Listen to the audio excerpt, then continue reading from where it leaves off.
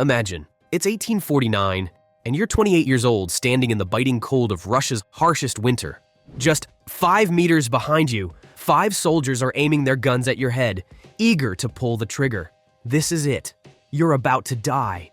Suddenly, you hear footsteps approaching and hushed whispers. To your astonishment, the soldiers lower their weapons and drag you back to prison. You're then sent to a place many consider a living hell, Siberia. 4 years later, you emerge from this nightmare. Over the next 2 decades, you will transform into one of the most profound, popular, and influential writers and philosophers in history. This is the story of Fyodor Dostoevsky. In the next few minutes, you'll uncover powerful life lessons from this remarkable man. Pay close attention and take notes. These insights could profoundly impact your life. Use love and compassion to end evil. Dostoevsky had a powerful belief that evil isn't the default setting for humanity. In his gritty account of Siberian labor camps, Notes from the Underground, he delves into the complexities of human nature. He paints a vivid picture of how evil isn't some distant concept, but rather a part of us all, lurking beneath the surface and emerging in various forms like addiction, pride, or ignorance. Living through the hardships of Tsarist Russia, Dostoevsky couldn't ignore the darkness within human hearts. He saw evil as a dormant trait, waiting to awaken when people stray from moral goodness, or, in his case, from God. So, according to him, the baseline of human existence isn't goodness, but rather a potential for corruption. To be good, then, isn't just about avoiding wrongdoing, but actively resisting the urge to harm others or act selfishly. Dostoevsky saw compassion and empathy as crucial virtues because they offer a lifeline from the grip of evil within us. Essentially, being good means waging a constant battle against our darker impulses. It's always easier to judge, ignore, or hate than it is to show respect, compassion, or love. To stay on the virtuous path requires a continual effort to stay mindful and deliberate in our actions. The more we understand the pervasive nature of evil, the better equipped we are to live authentically and make a positive difference in the world. Improve your life for yourself and not for others. Fyodor Dostoevsky once said, "To go wrong in one's own way is better than to go right in someone else's." This idea is vividly illustrated in his novel Crime and Punishment. The protagonist, Raskolnikov, yearns for greatness, but his desire is superficial, driven by a need for admiration. Dostoevsky critiques this materialistic mindset, stressing the importance of personal development for true happiness and self-discovery. Even Nietzsche expands on this notion, advocating that the pursuit of knowledge should be motivated by intrinsic curiosity rather than social status. Dostoevsky advises against letting social status, pride, or flattery influence our quest for personal growth. Instead, we should identify our own goals and disregard external opinions. He also warns against overthinking and underscores the significance of living in the present.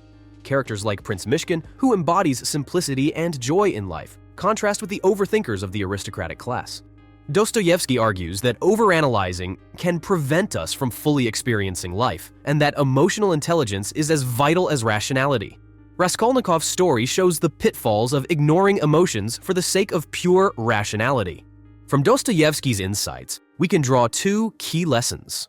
Always make decisions based on bettering yourself, not to please others, and find beauty in the simple things in life, and avoid overthinking, which is often driven by external pressures. Enjoy suffering. Consider your life right now. The best moments often lie on the other side of suffering. Getting in shape involves physical struggle. Advancing in your career or business requires hard work, and building strong relationships takes effort and sometimes heartache.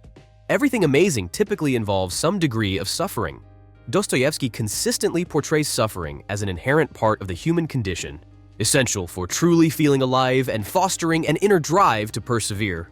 Dostoevsky encourages us to embrace suffering as an integral aspect of life.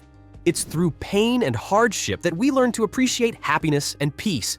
Just as you can't appreciate sunshine without experiencing rain, understanding and accepting suffering allows us to recognize the complexity of life.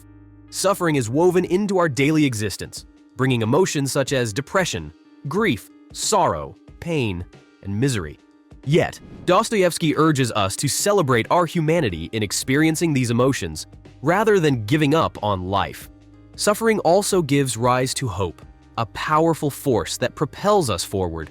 We must hold on to the belief that suffering is temporary and that it will eventually lead to pleasure and improvement. Rejecting suffering means rejecting a significant part of the human experience and failing to find meaning in life. By learning to accept suffering as a necessary step in our journey, we can find solace and understand that it is worthwhile in the end. Isolation results from excessive self-pride. Dostoevsky really gets into the complexities of human pride through the character of Rodion Raskolnikov in Crime and Punishment. Raskolnikov, a smart philosophy student, thinks he's above everyone else because of his intellect. This leads him to isolate himself, shutting out love and connection.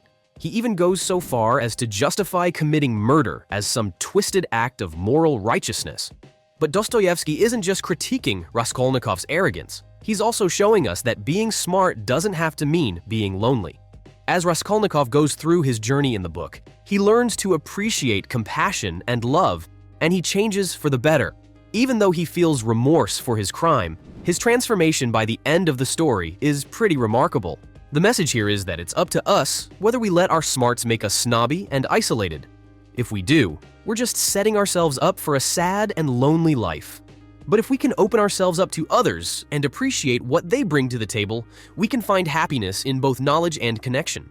In our own lives, we can take this lesson to heart by seeing knowledge as a way to learn from others, not to look down on them. We shouldn't think we're better than someone just because we have more money or a higher status.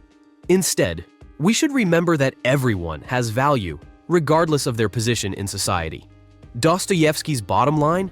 Being rational is important, sure, but being kind and loving is what really matters in the end.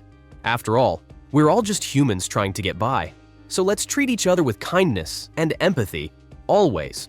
A moral freedom is absolutely not freedom. Dostoevsky had a lot to say about the idea that without a higher power, chaos reigns. In his captivating novel, The Brothers Karamazov, he really digs into how religion shapes society. Take Ivan, for example, one of the brothers, and a real skeptic. He doesn't buy into the whole divine thing, but he does see God as a kind of moral referee. Ivan argues that believing in a God who dishes out punishment for bad deeds and rewards for good ones gives us a reason to behave. Without that, he reckons, it's open season for moral anarchy. His logical rejection of God sends him on a bit of an emotional roller coaster, leaving him feeling pretty lost throughout the story. See, Ivan's gripe is that without a divine rulebook, people start playing God themselves, and that's when things can get messy. Too much freedom, he reckons, leads to folks stomping all over each other's rights or sliding into shady behavior. Dostoevsky's takeaway? Well, he figures absolute freedom is a bit of a pipe dream. We need some rules in place to stop us from trampling on each other's toes or going off the rails morally. But he's not saying we all need to join a religion. Nah, any belief system that helps us stay on the straight and narrow without trampling on others' freedoms will do the trick. At the end of the day, Dostoevsky reminds us that without concepts like good and evil, life kind of loses its flavor. So finding our moral compass, whether through spirituality, philosophy, or whatever floats our boat, is key to finding meaning in it all. Well, that's it for today. Which of Dostoevsky's life lessons resonated with you the most, and how do you plan to apply it in your own life? Share your thoughts in the comments below, and let's continue the conversation. Don't forget to like this video and subscribe to the channel for more thought-provoking content. Thanks for watching the video, and we'll catch you in the next one.